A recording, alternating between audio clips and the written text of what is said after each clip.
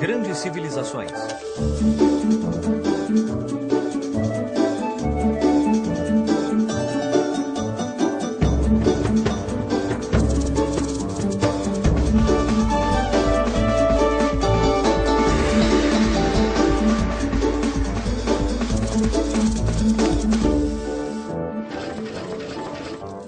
A Grécia Antiga, primeira parte. A beleza é... Bom, é linda. Mas o que é beleza? O que é que atrai o nosso olhar para algo que é belo? Essa foi uma pergunta à qual os gregos antigos dedicaram muito tempo, estudo e trabalho. Os antigos gregos acreditavam que uma vez que os seres humanos são os únicos seres vivos capazes de apreciar a beleza e os únicos capazes de criá-la, então a beleza pode ser encontrada dentro de nós e criada por nós. Além da habilidade de criar beleza, os seres humanos também podiam criar virtudes. A virtude é uma capacidade especificamente humana e consiste em querer alcançar a perfeição em cada aspecto da vida. Ou seja, os seres humanos deviam cultivar a beleza e a virtude, e essa era uma ideia muito profunda. Aliás, se há uma coisa que os antigos gregos fizeram bem, foi desenvolver grandes ideias. De fato, muitos dos princípios da sociedade moderna e o modo como o mundo é visto e pensado hoje foram influenciados por essas pessoas que viveram no Mar Egeu há 2.600 anos. A Ilíada e a Odisseia. Existem duas histórias muito importantes que contêm a essência do espírito grego. Tcharam! A Ilíada e a Odisseia. Assim como alguns filmes ou livros são hoje muito populares, na Grécia Antiga, estas foram as histórias que todos contavam. Eram histórias épicas, com antigos guerreiros que usavam armaduras reluzentes e capacetes de bronze decorados com crinas de cavalo. Eles lutavam bravamente uns contra os outros pelo amor de uma bela dama. Obrigado, obrigado. Eu sou Homero e não só criei as maiores histórias do meu tempo, mas também escrevi muitos poemas. Eu não sou demais. A Ilíada narra a história de uma famosa guerra, a Guerra de Troia. Ela durou 10 anos e começou com um concurso de beleza. Acontece que Paris, príncipe de Troia, foi nomeado um dos jurados para eleger a mais bela das deusas. Afrodite, que era a deusa do amor, estava muito ansiosa para vencer e prometeu a Paris que, se ela ganhasse, iria dar a ele o amor da mulher mais bela do mundo. Eu prometo a você a mais bonita do mundo, mas eu tenho que ganhar, tá? Como Afrodite ganhou, Paris se sentiu no direito de raptar Helena, a mais bela mulher da época. Mas o problema é que Helena era esposa de Menelau, um poderoso rei grego. Menelau ficou enfurecido e contou tudo a seu irmão, o poderosíssimo rei Agamenon, que ficou ainda mais irritado. Agamenon declarou guerra a Paris e aos troianos. Nessa guerra, heróis como Aquiles e Heitor tornaram-se figuras lendárias. Eles lutaram bravamente pela honra de seu povo e pela proteção de seus amigos. Outro herói que ficou famoso por conta da Guerra de Troia foi Ulisses. Ele era muito esperto e utilizava sua inteligência de uma forma muito especial. Foi ele que criou um incrível plano para vencer os troianos. Ulisses simulou uma retirada e deixou um enorme cavalo de madeira como presente junto às muralhas de Troia. Então, os ingênuos troianos levaram-no para dentro da cidade, e quando caiu a noite, os soldados gregos escondidos saíram de dentro do cavalo e tomaram Troia de surpresa. Assim terminou a guerra. Tudo graças a esse artifício inteligente de Ulisses, que deu a vitória aos gregos. Esta é a história da Ilíada e de como terminou a Guerra de Troia. Nossa próxima história é a Odisseia.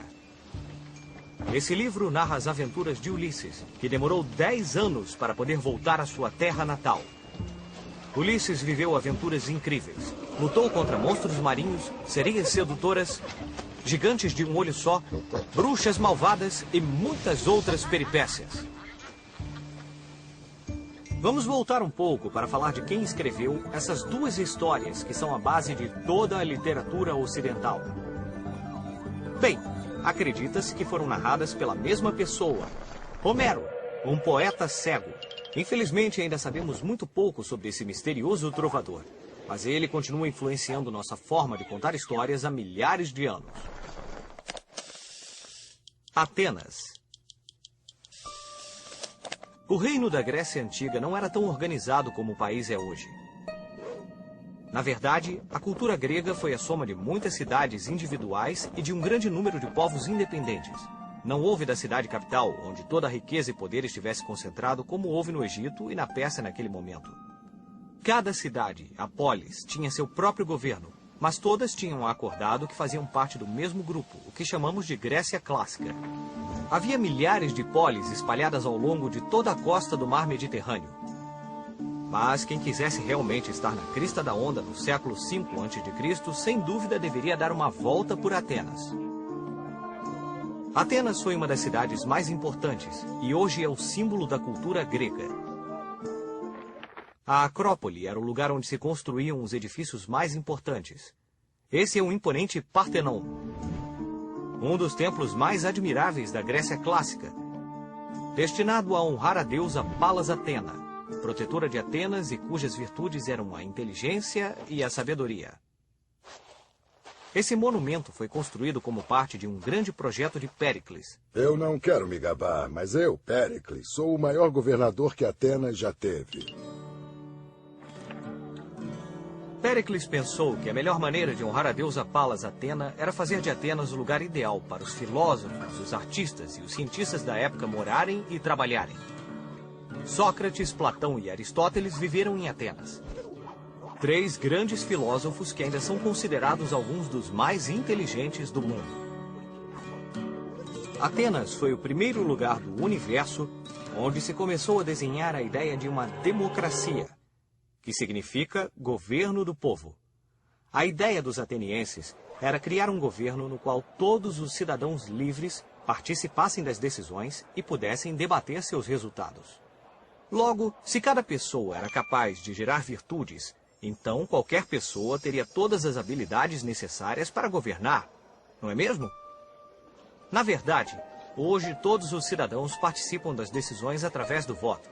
Isso é o que chamamos de democracia. Esparta. Na península do Peloponeso viviam os espartanos, um povo temido que dedicava sua vida à arte da guerra e cuja maior virtude era a valentia. Se você fosse espartano, sua preparação para a guerra começaria muito cedo na vida.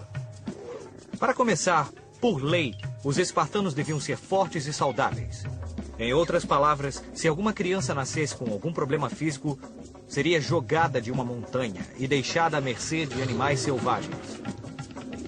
Mas se tivesse a sorte de nascer sadio, começava desde muito jovem na escola de combate.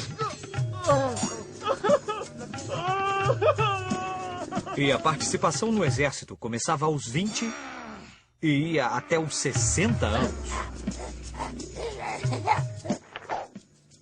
Cara, esses espartanos eram bem valentões como super-heróis. Isso não é nada. Basta abrir um livro para descobrir mais sobre uma das maiores histórias de Esparta. Durante as Guerras Médias, em 480 a.C., um imenso exército do Império Persa, liderado pelo rei Xerxes, quis invadir as cidades gregas. Apenas 300 espartanos, liderados pelo rei Leônidas, enfrentaram milhares de soldados persas. Apesar da esmagadora desvantagem, os 300 valentes espartanos conseguiram conter o avanço dos inimigos e assim houve tempo para que os outros gregos organizassem a resistência. Nenhum dos espartanos sobreviveu a este combate, mas eles alcançaram seu objetivo e os persas foram finalmente derrotados. Nossa! Vamos usar nossa bússola do tempo para ver o que estava acontecendo em outros lugares do mundo nessa mesma época. Enquanto os persas tentavam destruir as prósperas cidades-estado gregas, o que estava acontecendo nas outras costas do mar Mediterrâneo? Nesse mesmo tempo, os hebreus estavam reconstruindo o templo de Jerusalém. que havia sido destruído pelo rei da Babilônia, Nabucodonosor II, havia uns 100 anos. Nabucodonosor havia capturado os hebreus e os fizera escravos. Mas um dia vieram os persas e os libertaram. Os mesmos persas que queriam destruir os gregos? Isso, esses mesmos persas. Cara! Vamos ver o que vai acontecer no próximo episódio. A Grécia Antiga, segunda parte. Havia um jovem rei na Grécia que se tornaria um dos maiores generais que o mundo jamais tinha visto. Vamos ver, eu já conquistei aqui, e aqui, e aqui, e quase todo mundo antigo. Eu conquistei até aqui.